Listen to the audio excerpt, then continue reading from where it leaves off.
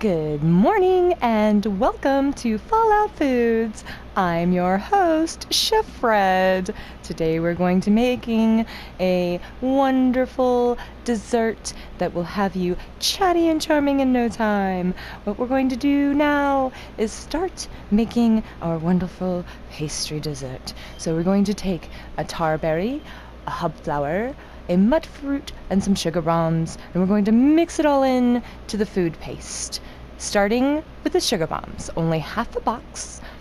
Combine that in your silver little bowl with some of your fruit, your hub, your tarberry. Then you're going to take your stimulant, because remember, your hub flour combined with the stimulant makes a mild anesthetic effect. Go ahead and combine all of those ingredients and then add it into your little oven right here for about an hour, but on low heat because we don't want it to spontaneously combust now, do we? No. So you're going to go ahead and set that timer for about 40 to 45 minutes. Then what you're going to do while that is cooking, we're going to go over here to our stew. As you can see, our blood leaf is cooking very nicely. We're going to go ahead and add our little crispy squirrely bits into the stew without the oven mitt because we don't need it at all. Sometimes they come out. Piper, the stew is not ready. You're just going to have to wait. Let's go ahead and add that stew right. There we go. And crispy squirrel bits. Just some crispy squirrel bits right into the stew. It doesn't even want to go in the stew. That's how awesome it is. It doesn't even want to go in there. So we're going to add our crispy squirrel bits to our stew without the guinea. There we go. Yes. Wonderful. Wonderful. Okay. We might need this later. So this is what we're going to do. Okay. Now we're going to take guinea right here, and we're just going to add it. Yes. Add a little bit of guinea for flavor. That's all we're going to do, is just add a little bit of guinea for flavor. Maybe a little for ourselves. Yes.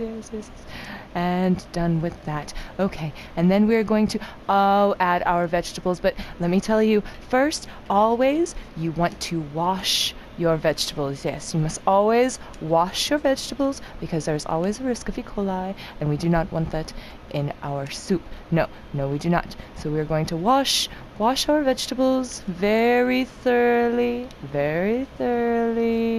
Yes. Good. And then we're going to add them.